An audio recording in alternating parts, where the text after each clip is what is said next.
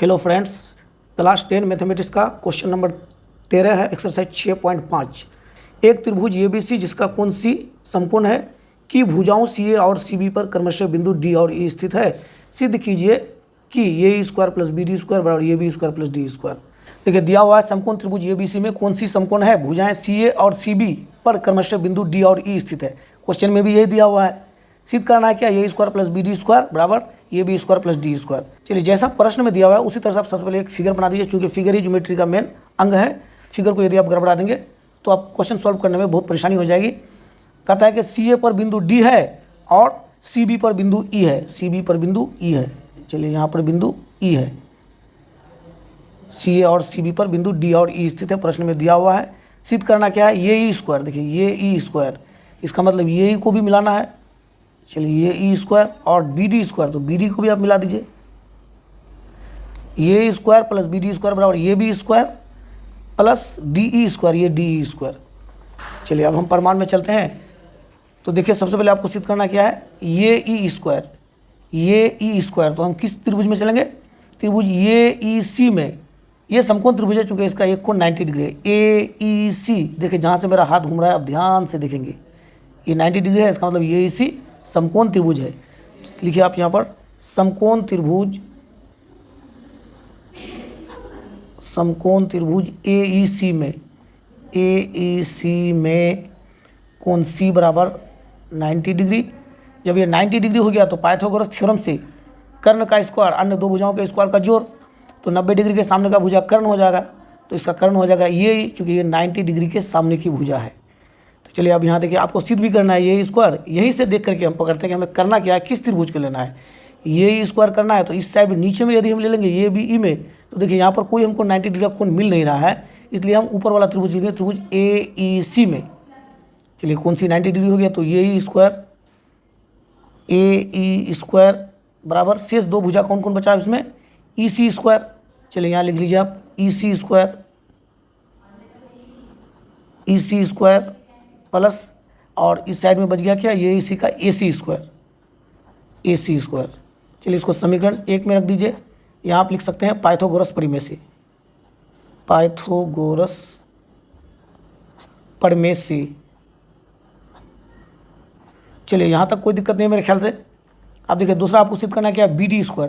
यहाँ देखिए BD², तो देखिए नीचे वाला त्रिभुज में लेंगे तो समकोण त्रिभुज हमको मिल नहीं रहा है, तो हम ऊपर वाला त्रिभुज लेंगे, त्रिभुज BDC में। चलिए यहाँ लिखिए आप फिर उसी तरह से समकोण त्रिभुज BDC में कोण C बराबर 90 डिग्री, C के सामने की भुजा कर्ण है, इसलिए मतलब BD² हो जाएगा। तो चलिए यहाँ आपको सिद्ध भी करना है BD², तो BD² बराबर देखिए BD² बराबर DC² प्लस BC²। देखिए इसका दूसरा भुजा है BC, त्रिभुज BDC का एक भुजा DC है और दूसरा भुजा BC है, BC²। इसको समीकरण 2 कर देते हैं। चलिए समीकरण 1 और 2 को जोड़ दीजिएगा, तो देखिए यहाँ आ जाएगा ये E² और BD², ये E² और BD² आ जाएगा बाएं साइड में। अब दाहिना साइड में क्या आएगा उसके लिए अभी आप चिंता मत करें। चलिए समीकरण 1 और 2 को जोड़ने पर यहाँ लिख दीजिए, समीकरण 1 और 2 को जोड़ने पर, चलिए बाएं साइड को जोड़िए, ये E² + BD², दोनों समीकरण का बायां पक्ष है, AE² + BD² बराबर, अब दायां साइड को जोड़िए, EC² + AC² plus DC² plus BC²। चलिए दोनों साइड को हम जोड़ दिए।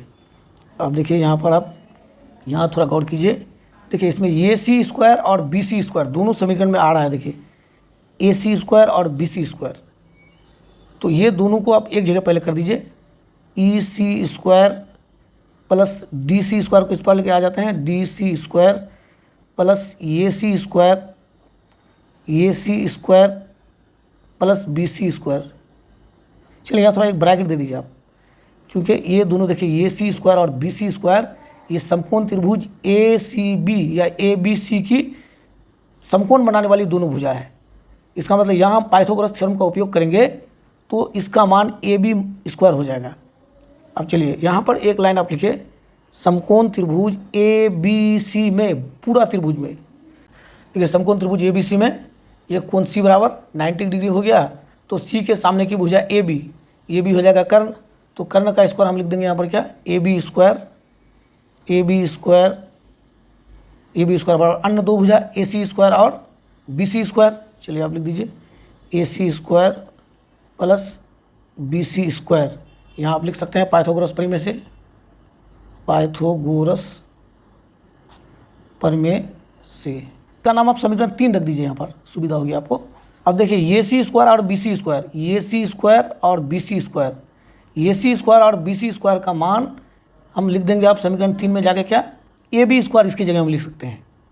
यहाँ एक लाइन आप लिख दीजिए तो ज़्यादा अच्छा होगा, A C square plus B C square का मान समीकरण 3 में रखने पर, देखिए ये दोनों का मान समीकरण 3 में लेके आप रख दीजिए। ये दोनों की जगह हम आप क्या बैठा देंगे, ये भी स्क्वायर बैठा देंगे, देखिए ये भी।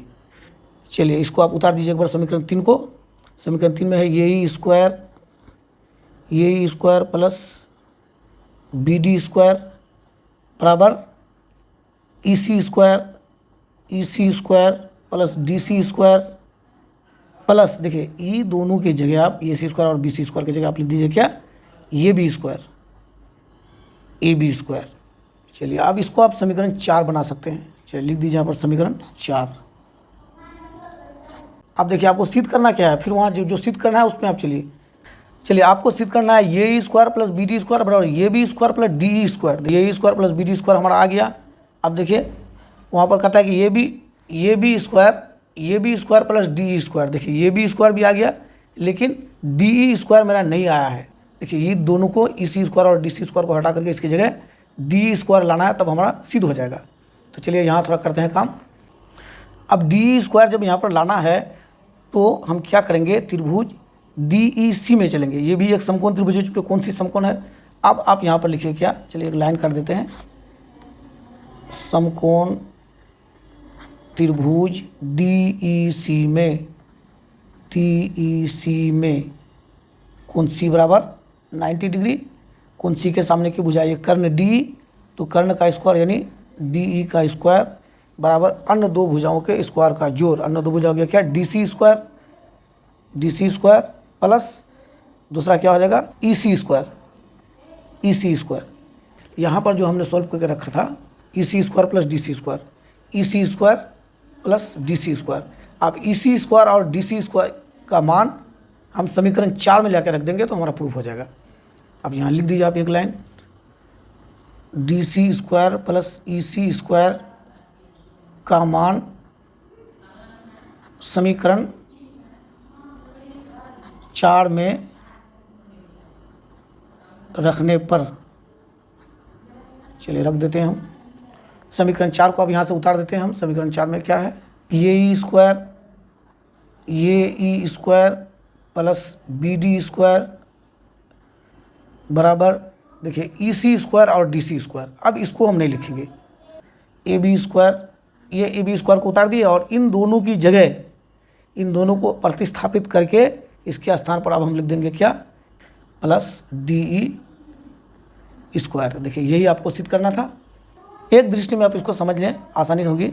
सबसे पहले आप चलेंगे क्या, त्रिभुज, समकोण त्रिभुज ए ई सी को लेकर पाइथागोरस का थ्योरम का उपयोग करेंगे। उसके बाद दूसरा स्टेप में आप क्या करेंगे, समकोण त्रिभुज बी डी सी को लेकर के पाइथागोरस थ्योरम का उपयोग करेंगे। और तीसरे स्टेप में आप समकोण त्रिभुज डी ई सी में पाइथागोरस थ्योरम का उपयोग करेंगे और आपका गणित सॉल्व हो जाएगा।